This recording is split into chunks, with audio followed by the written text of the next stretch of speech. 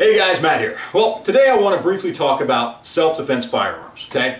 Now, specifically I want to talk about something that I think everybody needs to take into consideration when choosing a self-defense firearm, especially with all the new gun buyers that are coming into the market. A lot of people that are new to guns, a lot of people that are thinking about buying that first gun. This is something I think you need to take into consideration. Now, when we talk about self-defense firearms, we can talk about shotguns, we can talk about rifles, but primarily we're going to talk about pistols. We're going to talk about the handgun. And the reason is pretty simple, okay? The handgun is the #1 tool used in self-defense situations across the nation every year.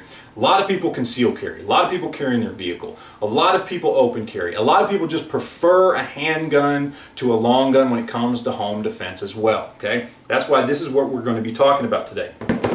Now, what is that one thing I'm talking about? What is it that one thing that I think everybody needs to make sure they take into consideration? Well, I've mentioned it before in videos and on blog TV, but never really done a whole video on it. So, well, let's say you've gone ahead and you've made all the decisions you need to make when it comes to choosing a self-defense firearm, okay? You already know you're going to get a handgun, and let's say you've decided to go with a full size over a compact because you're not too worried about concealed carry. And let's say you've decided to go with a semi-auto over some sort of revolver, okay? You know you don't want a revolver. And let's say you've decided to go with polymer versus aluminum alloy or steel-framed pistol.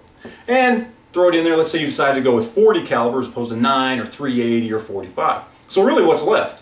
You've narrowed down the playing field so much. I mean, really all you're talking about is some Smith & Wessons, some Springfields, Glocks, HK, Walther, all great guns, all good for self-defense situations, all reliable, accurate pistols. So really, what's left to decide? What is there left that will give you an advantage in a self-defense situation?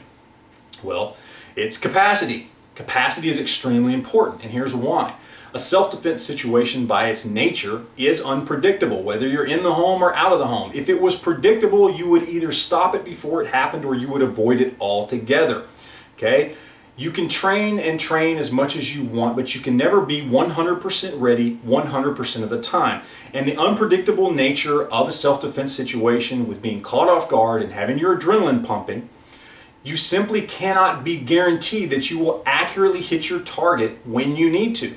And in that situation, it may be the difference between 1 or 2 rounds. I mean, let's look at the difference between a Walther PPQ in 40 versus a Smith & Wesson M&P 40. It's literally 1 round. But what if that 1 round is the round that saves your life? Now, I understand that statistically speaking, when you're talking about the difference between 13 and 14 rounds, well, when it comes to self-defense situations, most self-defense situations are taken care of in, what, 2, 3 rounds at most? But to a degree, aren't we all preppers? Don't we all prepare for the worst case scenario? That's why we have a gun in the first place, right? Just in case that 1 in 100,000 chance that we are the ones that find ourselves in a self-defense situation fighting for our lives. So why not take that thinking just a little bit further with capacity? Why not say that extra 1 or 2 rounds I get with this gun as opposed to this gun over here is probably worth it, because just in case something happens, I want to have the most advantage possible. I want to be ready.